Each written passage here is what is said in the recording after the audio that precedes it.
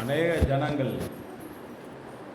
எங்களமோ நேரத்தை செலவிட்டு கொடுக்குறாங்க. ஞாயிற்றுக்கிழமை வந்துட்டுனா, லீவு நாள் வந்துட்டுனா, ஏதாவது சினிமாவுக்கு போகலாமா, பார்க்குக்கு போகலாமா, இல்லைன்னா சுற்றுறதுக்கு போகலாமா, அப்படி தான் எல்லோரும் பிளான் பண்ணி போய் கொண்டு இருப்பாங்க. ஆனால் நாம் தேவ சமூகத்தில் நம்மளுடைய நேரத்தை செலவுடைய மாதிரி வந்திருக்கிறோம். ஹல்லேலூயா! நம்ம பாக்கியவானுங்க. கர்த்தர் அவருடைய சமூகத்தில் செலவிடுகிற நேரத்தை அவர் கணக்கில் வைத்திருக்கிறார். சும்மா இல்லை, எல்லாவற்றையும் கணக்கில் வைத்து அதற்கான ஆசீர்வாதத்தை, நன்மையை தேவன் நமக்கு நிச்சயமாய் தருவதற்கு அவர் போதுமானவராக இருக்கிறார்.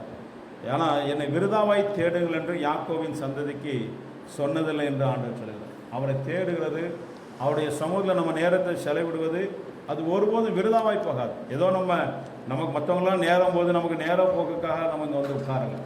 தேவ சமூகத்தில் வந்து உட்கார்ந்திருப்பது நமக்கு கிடைத்த ஒரு பெரிய பாக்கியமாக இருக்கிறது.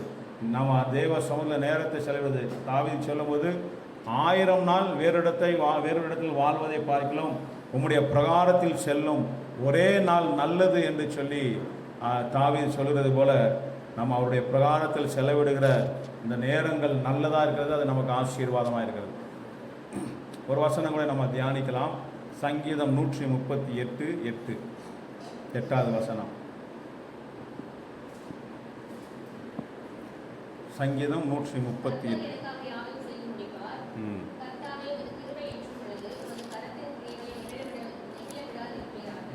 கர்த்தர் எனக்காக யாவையும் செய்து முடிப்பார். கர்த்தர் உமது கிருபை என்றும் உள்ளது. கர்த்தாவே உம்முடைய கிருபை என்றும் உள்ளது.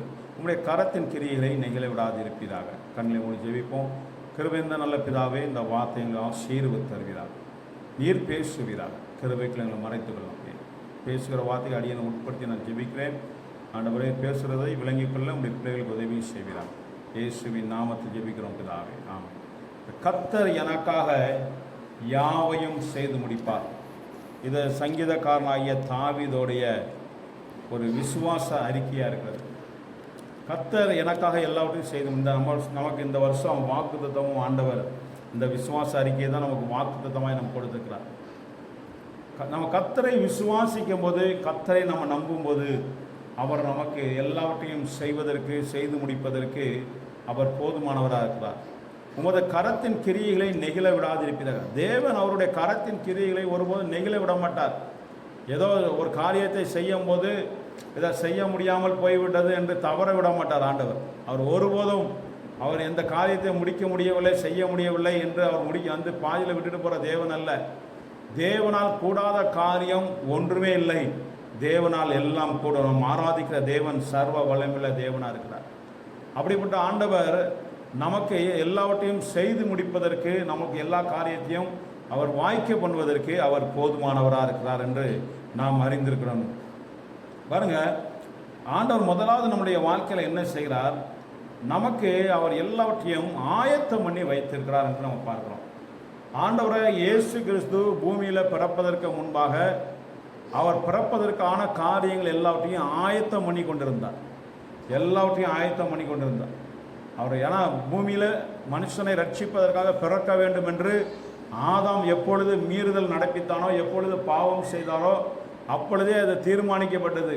ஆண்டவராக இயேசு கிறிஸ்து பூமிக்கு வர வேண்டும், அவர் ரத்தம் சிந்தி மரிக்க வேண்டும், நம்முடைய பாவத்துக்காய், நம்முடைய அக்கிரமத்துக்காய் அவர் பரிகாரியாய் பலியாக வேண்டும் என்று ஆதாம் பாவம் செய்த போதே அது தீர்மானிக்கப்பட்டு விட்டது. ஆண்டவர் சொல்லிட்டார். ஆனாலும் அந்த ஆயிரக்கணக்கான வருஷங்களாய் அதுக்கான ஆயத்த வேலைகள் நடந்து கொண்டிருந்தது. ஆண்டவர் தனக்கென்று ஒரு சந்ததி இருந்தது. ஏன்னா ஆண்டவர் இயேசு பிறக்கணும்னா ஏதோ ஒரு இடத்துல போய் பிறந்து விட முடியாது, ஏன்னா தானே எங்கேயாவது பிறந்து விட முடியாது. அதற்கென்று ஆண்டவர் ஒரு சந்ததியை ஏற்படுத்தி, அந்த சந்ததியை தனக்கு ஏற்ற பிரகாரம் அவங்களுக்கு நியாயப்பிரமாணம்லாம் கொடுத்து அவங்கள கொண்டு வந்து, அந்த சந்ததியை தான் தெரிந்து கொள்ளப்பட்ட அந்த சந்ததியில் முன்குறித்து அந்த சந்ததியில் தான் ஆண்டவராக இயேசு பிறக்க வேண்டும் என்று தேவ திட்டத்தின்படி அந்த காலம் வரும்போது அவர் பிறந்தார் என்று பார்க்கலாம். அப்போ அது வரைக்கும் அதற்கான காரியங்கள் எல்லாம் நடந்து கொண்டே இருந்தது. ஆண்டவர் அந்த ஆயிரக்கணக்கான வருஷங்களும் அந்த காரியங்களை ஆண்டவர் நடப்பித்து கொண்டே இருந்தார் என்று பார்க்கலாம். தேவன் நமக்கான காரியத்தை அவர் நடப்பித்து கொண்டு தான் இருக்கிறார். அவர் ஆயத்தம் பண்ணி கொண்டு தான் இருக்கிறார். எல்லாவற்றையும் நமக்காய் ஆண்டவர் செய்து முடிக்கிற தேவன். நமக்காய் காரியங்களை அவர் ஆயத்தம் பண்ணி வைத்திருக்கிற தேவனாக இருக்கிறார். 1 சாமுவேல் 28வது அதிகாரம் 17வது வசனத்தை வாசிக்கலாம்.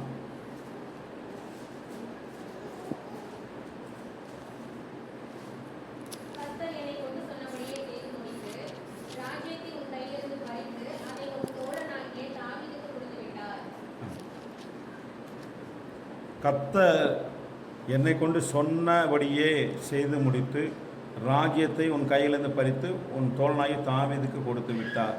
பாருங்க, ஆண்டவர் சாமுவேல்கிட்ட என்ன சொன்னாரோ அந்த வார்த்தையை செய்து முடித்து விட்டார் என்று சொல்கிறார். சொல்லி செய்து முடித்து விட்டார். அப்போ பாருங்க, ஆண்டவர் தாவீதுக்கு இந்த வார்த்தையை சொன்ன உடனே, அதாவது உனக்கு சிங்காசனத்தை உன்கிட்ட நான் எடுத்து உன் தோழனுக்கு நான் கொடுப்பேன் என்று சொல்லி சவுல்கிட்ட ஆண்டவர் சொல்லுகிறார், சாமுவேல் மூலமாக சொல்லுகிறார். அப்போ சொன்ன உடனே தாவீது இந்த வார்த்தை சொன்ன உடனே போய் சிங்காசனத்தில் உட்கார்ந்துடல. உடனே ஆண்டவர் சொல்லிட்டார், உடனே நமக்கு சிங்காசனத்தை தந்து விடுவார் என்று சொல்லி உடனே போய் தாவீது சிங்காசனத்தில் போய் உட்காரவும் முடியாது. அப்போ தாவீது அதுக்கப்புறம் தான் அவருக்கு பாடுகள் அது அதிகரித்தது. எப்பொழுது ஆண்டவர் இந்த வார்த்தையை சொன்னாரோ, இந்த ராஜ்ய பாரத்தை அவன் கொடுப்பேன் உனக்கு அப்படின்னு சொல்லி தாவீது கொடுப்பேன் என்று எப்பொழுது வாக்கு பண்ணினாரோ, அதுலேருந்து தாவீதுக்கு பாடுகள் கூடினது, பிரச்சனைகள் கூடிட்டு. அது வரைக்கும் அவன் சும்மா இருந்த தாவீது இப்போ தன்னுடைய ஜீவனை தப்புவதற்காக வனாந்தரத்தில் ஓடி ஒழிய வேண்டிய ஒரு சூழ்நிலை தாவீதுக்கு ஏற்பட்டது என்று நம்ம பார்க்குறோம்.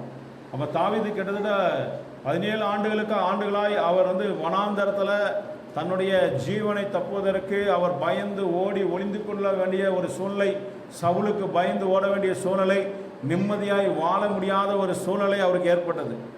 ஏதோ ஆண்டவர் சொல்லிட்டார், ஒரு வார்த்தையை சொல்லிட்டாருன்னா உடனே சிங்காசனம் அவருக்கு கிடைக்கவில்லை.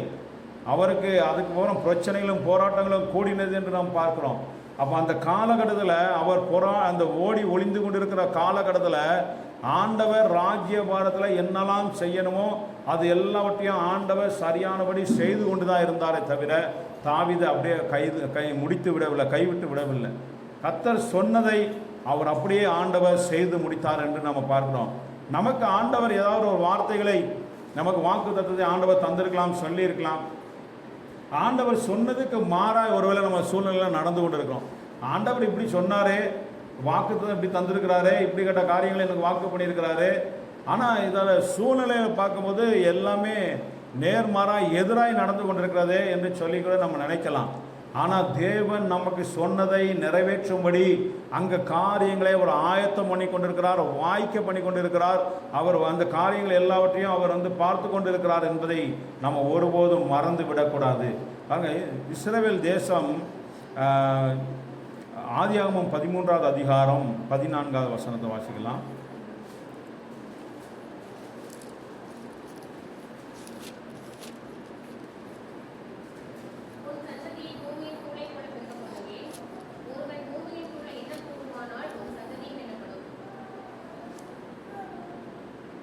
பதிமூன்றாவது அதிகாரம் 14வது வசனம்.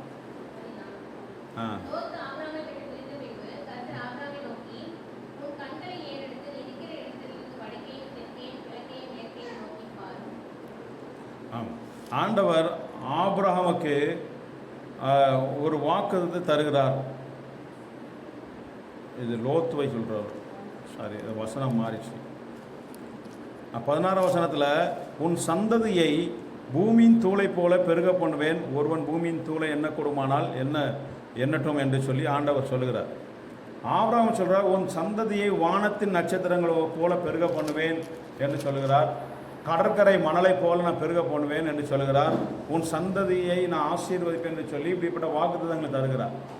ஆனால் ஆபிரகாமுக்கு அந்த சூழ்நிலையில் பார்த்தீங்கன்னா பிள்ளைகளே இல்லாமல் இருந்தது. ஆண்டவர் வாக்கு பண்ணுகிறார், 75வது வயதில் வாக்கு பண்ணுகிறார். ஆனால் 25 ஆண்டுகளுக்கு அவருக்கு பிள்ளை இல்லை. அவன் சூழ்நிலை எல்லாம் மாறாய் நடக்கிறது எல்லா காரியமும். ஆனால் அது ஒரு சில நேரங்களில் சூழ்நிலையை பார்க்கும்போது ஒரு ஆண்டவர் சொன்ன வார்த்தையை விசுவாசிக்க முடியாத ஒரு நிலைமை கூட நமக்கு காணப்படலாம், நம்ப முடியாத ஒரு சூழ்நிலை கூட காணப்படலாம்.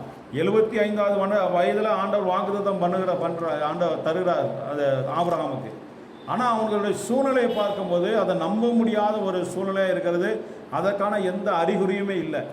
அப்போ ஆபிரகாமுடைய காலத்தில் அவனுக்கு பாருங்கள், உடனே ஆபிரகாமுக்கு உடனே 10 பிள்ளைகள் பிறந்து விடவில்லை. ஒரே ஒரு பிள்ளை தான் ஆண்டவர் தந்தார், ஈசாக்கை. அந்த வாக்குத்தத்தத்தின் சந்ததியை உண்டாக்கும்படி ஈசாக்கை ஒரு மகனை மாத்திரம் தருகிறார் அவருடைய காலத்தில். அப்போ ஆண்டவருடைய வாக்குத்தத்தங்கள் என்ன ஆகுதுன்னா, அந்த வாக்குத்தத்தங்களை ஆண்டவர் ஆயத்தம் பண்ணி கொண்டே தான் இருந்தார். அவர் சொன்ன வார்த்தைகளை நிறைவேற்றும்படி எல்லாவற்றையும் ஆயத்தம் பண்ணினார். அப்புறம் ஒன்று சந்ததிக்கு கானான் தேசத்தை கொடுப்பேன் என்று சொல்லி ஆண்டவர் ஆபிரகாமுக்கு வாக்கு பண்ணினார். இப்போ இந்த கானான் தேசத்தை ஆண்டவர் ஆயத்தம் பண்ணி கொண்டே இருந்தார் என்று நம்ம பார்க்கிறோம். இஸ்ரவேலர்கள் அவங்க கட்டாத வீடுகளில் அவங்க குடியிருப்பார்கள், கட்டாத தேசத்தில் அவங்க குடியிருப்பாங்க அப்படின்னு சொல்லி ஆண்டவர் சொல்கிறார். அப்போ அந்த தேசத்தை அவர்களுக்கென்று ஆயத்தம் பண்ணி கொண்டே வைத்திருக்காங்க. அங்கே இருக்கிற ஜாதிகள் புறஜாதிகளை வைத்து அந்த தேசத்தை ஏற்கனவே ஆயத்தம் பண்ணி கொண்டே இருந்தார். அப்போ வாக்குத்தத்தம் என்ன ஆனது? ஏன் வாக்குத்தத்தங்கள் ஆண்டவர் சொன்ன வார்த்தைகள் இதுவரைக்கும் நமக்கு நிறைவேறவில்லை என்று சொல்லி நம்ம ஒருவேளை நினைக்கலாம். ஆண்டவர் அந்த வாக்குத்தத்தத்தை இதுவரைக்கும் நமக்கு ஆயத்தம் பண்ணி கொண்டு தான் இருக்கிறார். அந்த வாக்குத்தத்தங்களை அவர் நிறைவேற்றுவதற்கு அந்த காரியங்களை எல்லாவற்றையும் ஆண்டவர் செய்து கொண்டு தான் இருக்கிறார் என்பதை நாம் ஒருபோதும் மறந்து விடக்கூடாது. பாருங்கள், சங்கீதம் 105வது சங்கீதம் 19வது வசனத்தை நம்ம வாசிக்கலாம்.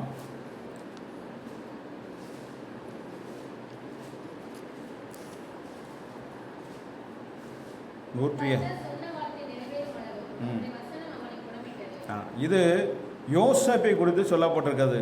இப்போ யோசேப்பு குறித்து ஆண்டவர் சொல்லும்போது அவனுக்கு அவனுடைய சகோதரர்கள் அவனுடைய தாய் தகப்பன் எல்லாம் அவனை வணங்குவார்கள், வணங்கக்கூடிய அளவுக்கு ஆண்டவர் அவனை உயர்த்துவார் என்று ஒரு வாக்கு தத்தத்தை ஆண்டவர் அவங்க தருகிறார். அப்போ யோசேப்புக்கு தருகிறதை நம்ம பார்க்க முடியுது. அப்போ அந்த வார்த்தை, அந்த வாக்கு தத்தம், அந்த தரிசனம் உடனே யோசேப்புடைய வாழ்க்கையில் நிறைவேறவில்லை. அவனுக்கு தரிசனத்தை பார்க்குறான். அவனுடைய சகோதரர்களும் அவனுடைய தாய் தகப்பன் எல்லாம் அவனை வணங்குவார்கள் என்று சொல்லுகிற அந்த தரிசனத்தை, ஒரு சொப்பனத்தை அவன் காண்கிறான். அதை அவனுடைய சகோதரருக்கு அவன் சொல்லும்போது அவனுடைய வாழ்க்கையில் நேர் எதிரான காரியங்கள் அவனுடைய வாழ்க்கையில் நடக்க ஆரம்பிக்கிறது. அவன் சகோதரர்களால் அவன் எகிப்துக்கு போகிற அந்த வியாபாரிகளோடு விற்கப்படுகிறான். ஒரு சூழ்நிலை வருகிறது. அவன் அங்கே எகிப்துக்கு கொண்டு போகப்படுகிறான். அங்கே ஒரு போத்திபாரர் வீட்டில் அடிமையாக விற்கப்பட்டு அங்கே வேலை செய்கிறான், ஒரு வேலைக்காரனாக இருக்கிறான். அது மாத்திரமல்ல, அந்த இடத்துல ஒரு தவறான குற்றச்சாட்டு அவன் மேல் சொல்லப்பட்டு கடைசியில் சிறைச்சாலையில் போய் அவன் இருக்க வேண்டிய ஒரு சூழ்நிலை வருகிறது. ஆனால் ஆண்டவர் சொன்ன வார்த்தை, உன்னுடைய சகோதரர்களும் உன்னுடைய தாய் தாப்பனும் உன்னை வணங்குவார்கள், அந்த அளவுக்கு நீ உயர்த்தப்படுவாய் என்று சொல்லி ஆண்டவர் அவனுக்கு தரிசனத்தை தந்திருந்தார். ஆனால் இங்கே சூழ்நிலையோ எல்லாம் அவன் தேசத்தை விட்டு அடிமையாக விற்கப்பட்டு இன்னொரு இடத்துல அடிமையாக வேலை செய்ய வேண்டிய சூழலை. அது மாத்திரமல்ல, இப்போ சிறைச்சாலையில் செய்யாத தவறுக்கு சிறைச்சாலையில் போய் இருக்க வேண்டிய ஒரு சூழ்நிலை ஏற்படுகிறது. அது குறித்து தான் அந்த வசனம் சொல்லுகிறது. கர்த்தர் சொன்ன வார்த்தை நிறைவேறும் அளவும் அவருடைய வசனம் அவனை புடமிட்டது என்று சொல்லப்படுகிறது. அப்போ ஆண்டவர் அது வரைக்கும் என்ன செய்கிறார்? சும்மா இருக்கல. ஆண்டவர் அவனுக்கு சொன்ன வார்த்தைகளை, அவனுக்கு யோசேப்புக்கு தந்த தரிசனத்தை ஆண்டவர் மறக்கவில்லை. அவர் நினைவே வைத்து அதற்கான காரியங்களை எல்லாவற்றையும் ஆண்டவர் செய்து கொண்டே தான் இருந்தார் ஒழிய அவர் அந்த காரியத்தை ஆண்டவர் மறந்து விடவில்லை. நமக்கு ஆண்டவர் சொன்ன வார்த்தைகளை நாம் கூட ஒருவேளை மறந்திருக்கலாம். ஆனால் கர்த்தர் ஒருபோதும் மறக்க மாட்டார். அவர் மறக்காமல் அதற்கான காரியங்களை, அதற்கான எல்லாவற்றையும் அவர் ஆயத்தம் பண்ணி கொண்டே தான் இருப்பார். அதனால தான் இந்த யோசேப்பு அவங்களுடைய சகோதரர்களை அவன் பார்க்க வேண்டிய சூழ்நிலை வரும்போது அவன் சொல்லுகிறான், ஜீவ ரட்சணியம் செய்யும்படி கர்த்தர் என்னை இந்த இவ்விடத்துக்கு அவர் கொண்டு வந்தார் என்று அவர் சொல்றதை நம்ம பார்க்க முடிகிறது.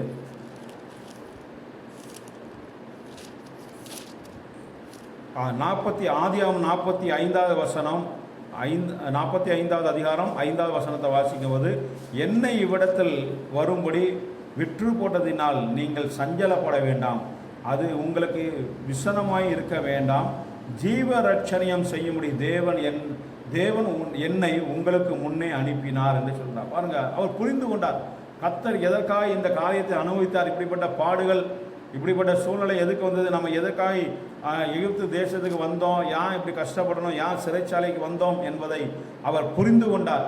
அதற்கான வேலைகளை எல்லாத்தையும் ஆண்டவர் செய்து அவருடைய வார்த்தை நிறைவேறும் அளவும் சிறைச்சாலை அவனை புடமிட்டது என்று நம்ம பார்க்கிறோம். அதுபோல தான் ஆண்டவர் சில நேரங்களில் நமக்கு தந்த வாக்குத்தத்தங்கள், அவர் சொன்ன வார்த்தைகள் நிறைவேறாமல் இருக்கும்போது அதற்கான காரியங்களை ஆண்டவர் வாய்க்க பண்ணி கொண்டு ஆயத்தம் பண்ணி கொண்டு இருப்பார் ஒழிய ஆண்டவர் ஒருபோதும் அமைதலாய் சும்மா இருக்க மாட்டார். பாருங்க, யோனா 1வது அதிகாரம் 17வது வசனம்,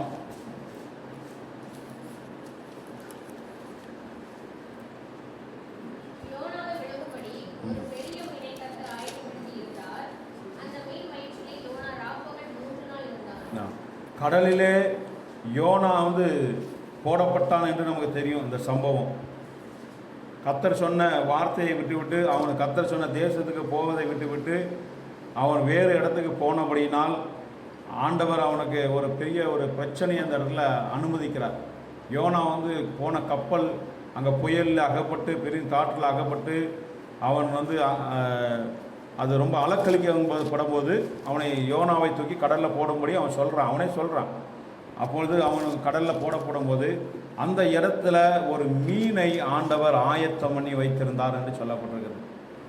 ஆண்டவர் அவனை காப்பாற்றும்படியாக கடலில் கொந்தளிக்கிற ஒரு கடலில் ஒரு மனுஷன் தூக்கி போடப்படும்போது அவன் தப்பிப்பதற்கு வழியே கிடையாது.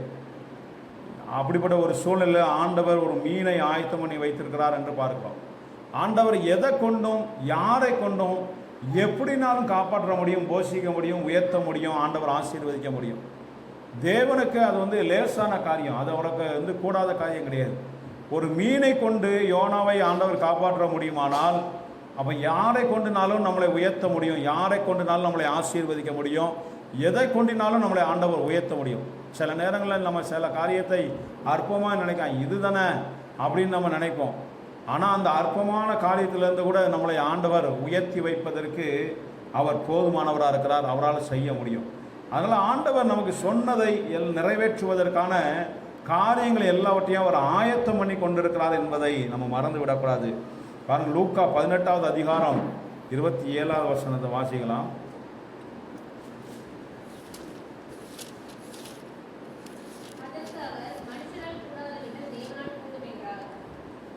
மனுஷனால் கூடாது, தேவனால் கூடும். இப்போ எது எப்படி நடக்கும், இது எப்படி ஆகும் என்று சொல்லி மரியாள் நினைத்த போது ஆண்டவர் சொன்ன வார்த்தை மனுஷனால் கூடாது. இது மரியாளுக்கு சொல்லப்பட்டதில்லை, மரியாளுக்கு இந்த வார்த்தை சொல்கிறார், தேவனால் எல்லாம் கூடும் என்று சொல்கிறார். அப்போ தேவனால் கூடாத காரியம் மரியாளுக்கு ஒரு சந்தேகம் வந்தது, எப்படி இது நடக்கும் அப்படின்னு சொல்கிற, நீ ஒரு கற்போதி ஆகி ஒரு குழந்தையை நீ பெற்றெடுப்பா என்று சொல்லும்போது அவளுக்கு நம்பிக்கை இல்லை. ஏன்னா எனக்கு கல்யாணம் ஆகலையே, நான் புருஷனை அறியாமல் இருக்கிறேனே, எப்படி இது ஆகும் என்று சொல்லி கேட்கும்போது தேவதூதன் சொல்லுகிறான், தேவனால் கூடாத காரியம் ஒன்றுமே இல்லை என்று சொல்கிறார். லூக்கா 1வது அதிகாரத்தில் 37வது வசனத்தில் சொல்லப்படுகிறது, தேவனாலே கூடாத காரியம் ஒன்றுமில்லை என்றார். இப்போ ஆண்டவர் அதற்கான காரியத்தை நமக்கு ஒருவேளை நம்ம நினைக்கலாம், இது எப்படி ஆகும் என்று சொல்லி நம்ம நினைக்கலாம். ஆனால் தேவனால் கூடாத காரியம் ஒன்றுமே இல்லை. நமக்கு எல்லாவற்றையும் ஆயத்தம் பண்ணி கொண்டிருக்கிற தேவன் பரலோக ராஜ்யத்தில் இப்பொழுது நமக்காய் ஆண்டவர் நமக்கான ஒரு ஸ்தலத்தை அவர் ஆயத்தம் பண்ணி கொண்டிருக்கிறார். நீதிமொழிகள் 12வது அதிகாரம் 31வது வசனத்தை வாசிக்கலாம்.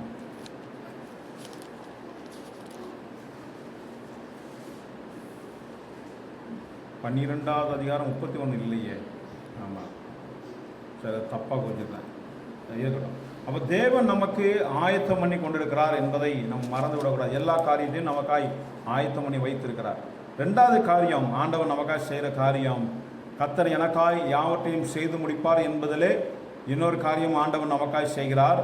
அவர் நமக்காய் யுத்தம் பண்ணுகிற தேவனாக இருக்கிறார். யாத்திராகமம் 14வது அதிகாரம் 14வது வசனம். 14வது அதிகாரம் 14வது வசனம்.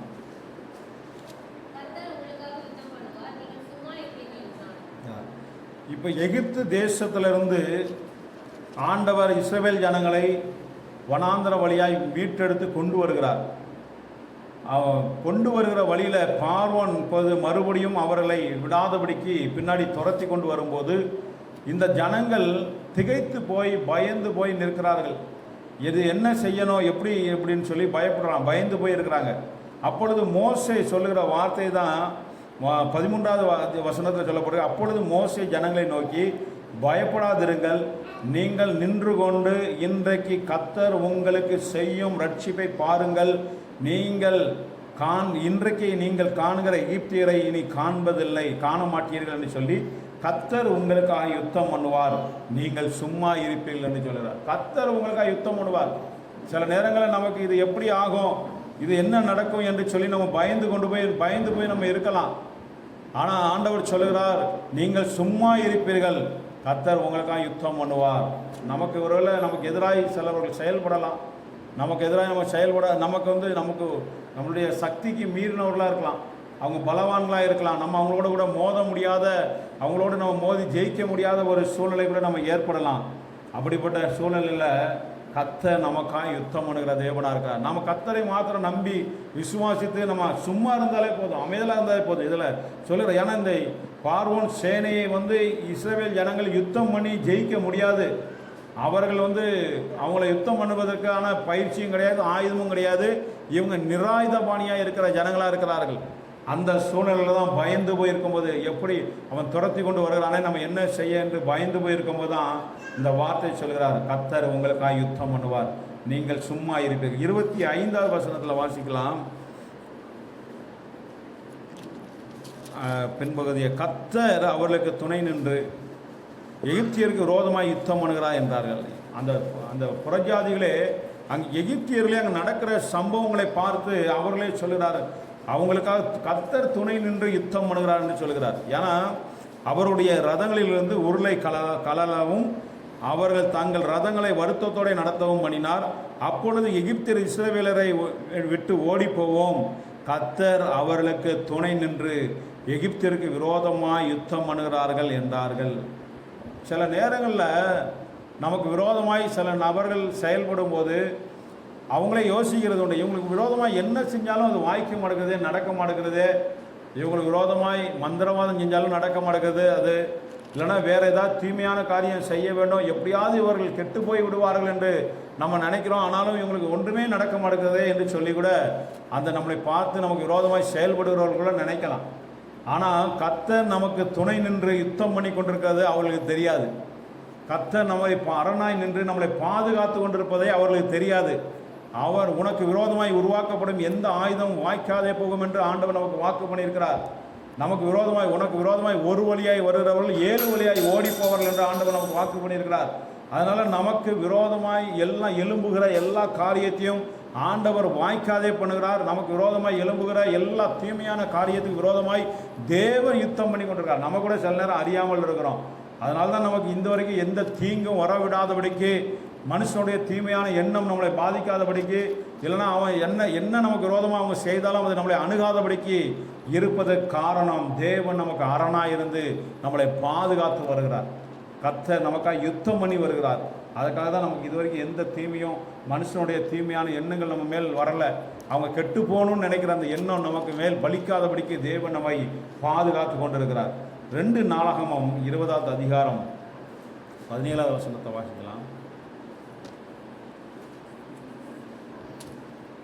2 நாளாகமம் 20வது அதிகாரம் 17வது வசனம். 2 நாளாக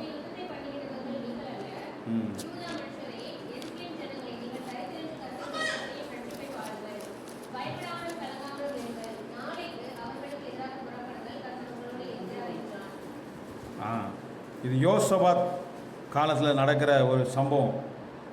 இஸ்ரவேல் யூதா ஜனங்களுக்கு விரோதமாய் ஒரு பெரிய ஒரு கூட்டம் யுத்தம் பண்ணும்படி வருகிறது. அப்போ அவங்களுக்கு ஒன்றுமே அவனுக்கு செய்ய முடியலை, தைரியம் இல்லை, பயம். ஆனாலும் கர்த்தர் சமூகத்தில் போய் ஜெபிக்கும்போது ஆண்டவர் சொல்லுகிற வார்த்தை, இந்த வார்த்தை வருகிறது, இந்த யுத்தம் பண்ணுகிறவர்கள் நீங்கள் அல்ல, யூதா மனுஷரே, எருசலேம் ஜனங்களே, நீங்கள் தரித்து நின்று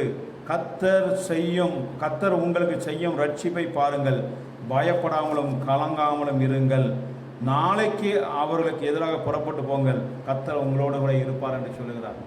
நம்ம எதை குறித்தும் ஐயோ நமக்கு விரோதமான இப்படிப்பட்ட சூழ்நிலை இருக்கிறதே, நம்ம என்ன செய்ய என்று சொல்லி நம்ம கலங்க பயப்பட தேவையில்லை. தேவ சமூகத்தில் இந்த யோசாபாத்தை போல் நம்ம சொல்லிவிட்டாலே போதும். தேவ சமூகத்தில் அதை அறிக்கை செய்து விடணும். ஆண்டவரே, இவங்க எனக்கு விரோதமாக யுத்தம் பண்ண வருகிறார்கள், இவங்க எனக்கு விரோதமாக இப்படிப்பட்ட காரியங்களை செயல்படுகிறார்கள், என்னால் ஒன்றுமே செய்ய முடியாது, எனக்கு பலன் இல்லை, நான் இவர்களோடு போராட முடியாது, நீர் பார்த்து கொள்ளும் என்று சொல்லும்போது தேவன் நமக்காக யுத்தம் பண்ணுவதற்கு அவர் ஆயத்தம் உள்ளவராக இருக்கிறார். இந்த இடத்துல அதான் சொல்கிறார். யோசபாத் தேவ சமூகத்தில் போய் அவர் எல்லாத்தையும் சொல்கிறார், அவர் அறிக்கையிடுகிறார். அறிக்கையிடும்போது ஆண்டவர் சொல்லுகிற வார்த்தை, இந்த வார்த்தை வருகிறது. அவன் பாருங்கள், 3வது வசனத்தில் வாசிக்கும் போது 2வது வசனத்தில் வாசிங்க, 2வது 3வது வசனம். ம் ம் ஆ ஆ ஆ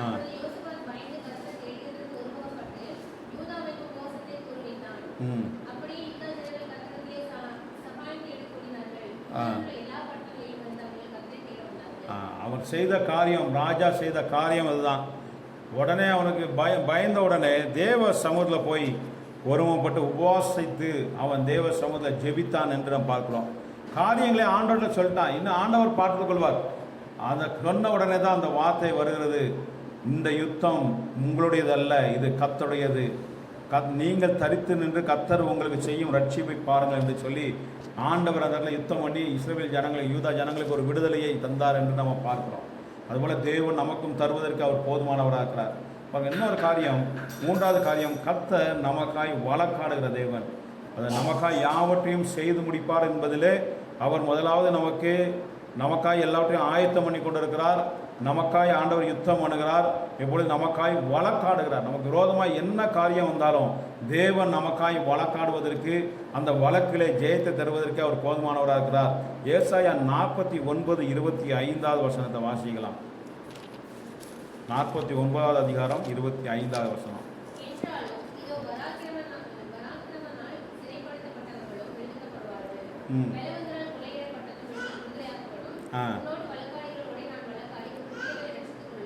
உன்னோடு வழக்காடுகிறவர்களோட நான் வழக்காடி உன் பிள்ளைகளை ரட்சித்துக் கொள்வேன் என்று ஆண்டவர் சொல்கிறார்.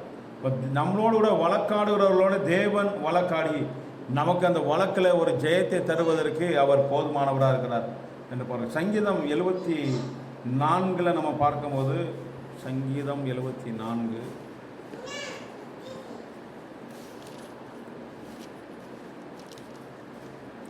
22 வசனம். 74:22.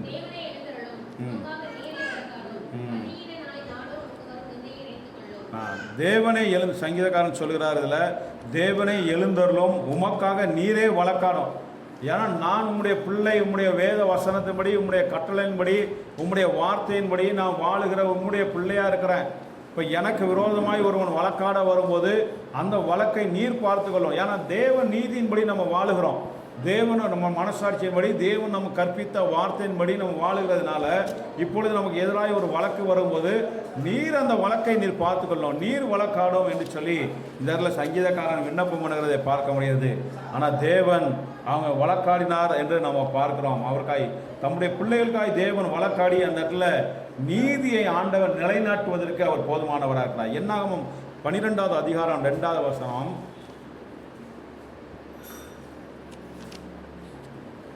என்னாகவும்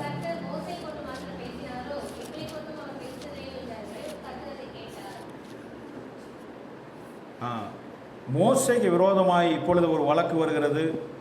இந்த அவனுடைய சகோதரர்களே அவனுக்கு விரோதமாய் வழக்காடுகிறார்கள், சொல்லுகிறார்கள். மோசேயுடைய சகோதரன் ஆரோனும் அவனுடைய சகோதரி மீரியாமும் அவனுக்கு விரோதமாய் சொல்லுகிற வார்த்தை இந்த இடத்துல பார்க்குறோம். கர்த்தர் மோசேயோட கொண்டு மட்டும்தான் பேசுவார். பொறாமை, மோசைக்கு மேலே இப்போ ஒரு பொறாமை வந்துடுது. ஏன் மோசே கூட மட்டும்தான் ஆண்டவர் பேசுவாரா? ஏன்னா இவர்களும் தீர்க்கதரிசிகள், அதனால் அந்த பொறாமை வருகிறது. ஆண்டவர் மோசையோட மட்டும்தான் பேசுவாரா, எங்கள் கூடலாம் பேச மாட்டாரா என்று சொல்லி அவங்களுக்கு விரோதம், மோசைக்கு விரோதமாக இந்த ஜனங்கள் முறுமுறுத்தார்கள் என்று பார்க்குறோம்.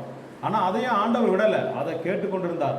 கேட்டுட்டு உடனே ஆண்டவர் சொல்கிறார் 4வது வசனத்தில், சடுதியிலே கர்த்தர் மோசையும் ஆரோனையும் மீரியாமையும் நோக்கி, நீங்கள் 3 பேரும் ஆசரிப்பு கூடாரத்துக்கு புறப்பட்டு வாருங்கள் என்றார். 3 பேரும் போனார்கள் என்று சொல்லப்பட்டிருக்குது. அப்போ தான் மோசையை குறித்து ஆண்டவர் சொல்கிறார், என் தாசனாகிய மோசையோ அப்படிப்பட்டவன் அல்ல. 7வது வசனத்தில், என் வீட்டில் எங்கும் அவன் உண்மையுள்ளவன், அவனுடன் நம் மறைபொருளாக அல்ல முகமுகமாய் பிரத்யட்சமாகவும் பேசுகிறேன், அவன் கர்த்தரின் சாயலை காண்கிறான். இப்படி இருக்க நீங்கள் என் தாசனாகிய மோசைக்கு விரோதமாய் பேச உங்களுக்கு பயம் இல்லாமல் போனது என்ன என்று சொல்லி ஆண்டவர் அந்த இடத்துல அந்த கண்டிக்கிறதை பார்க்க முடிகிறது. மோசைக்கு விரோதமாய் பேசினார்கள். அவனுடைய சகோதரனும் சகோதரி தான் பேசுகிறாங்க. ஆனாலும் ஆண்டவரை சும்மா வேடிக்கை பார்த்துட்டு இருக்கலை, உடனே இறங்கி வந்து அந்த இடத்துல அவர்களை அழைத்து அவங்களை கண்டித்தார் என்று நம்ம பார்க்கிறோம். தேவன் நமக்கு விரோதமாக யாராவது பேசினார்கள், செயல்பட்டார் என்றால் அதை பார்த்து கொண்டு இருக்க மாட்டார். நமக்கு விரோதமாக ஒரு வழக்கு வரும்போது அவரே இறங்கி வழக்காடி நமக்கு நியாயம் தீர்ப்பதற்கு அவர் போதுமானவராக இருக்கிறார். யூதா 1ஆவது அதிகாரம் 9ஆம் வசனத்தை வாசிக்கலாம். யூதா 9.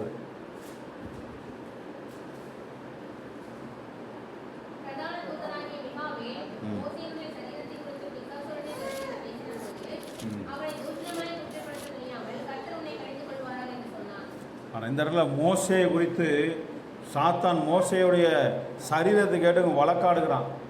அப்பொழுது ஆண்டவர் அவனோட வழக்காடி மோசே சரீரத்தை சாத்தான் கையில் ஒப்பு கொடுக்காதபடிக்கு அவர் தேவ தூதனை கொண்டு அவர் அடக்கம் பண்ணினான் என்று பார்க்கிறோம்.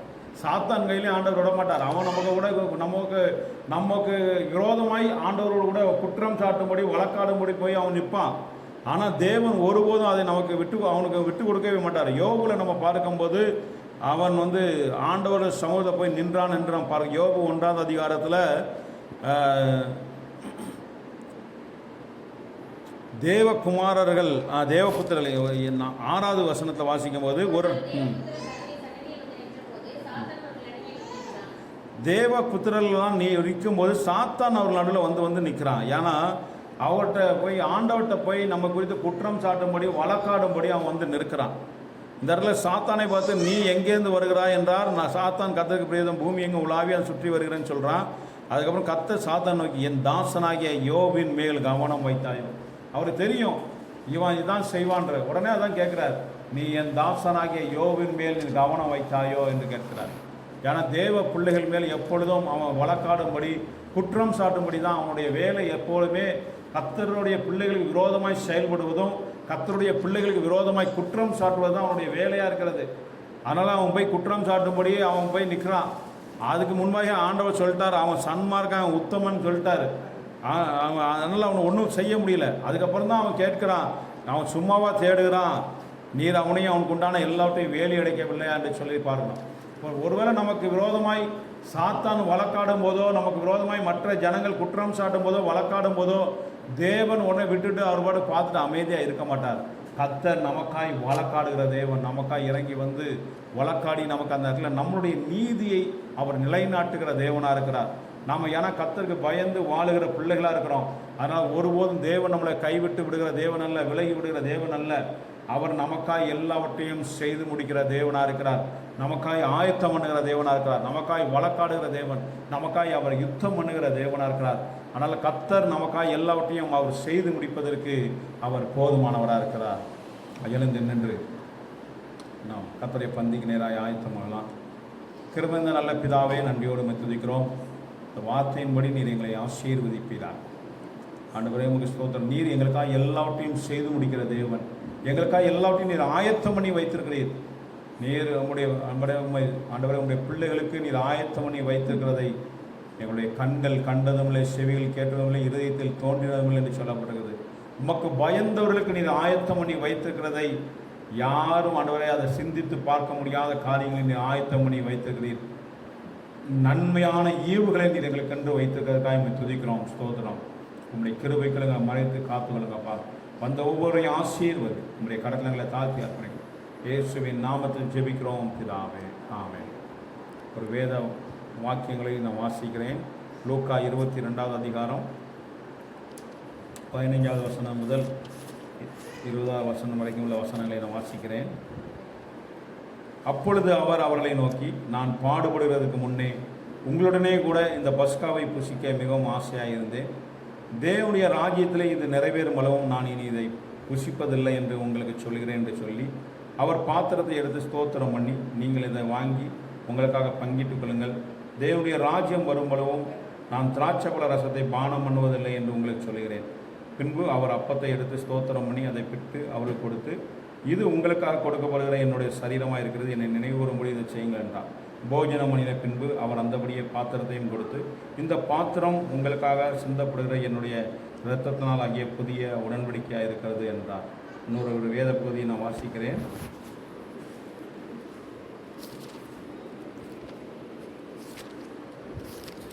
ஒன்று கொரிந்தியர் 11ஆவது அதிகாரம்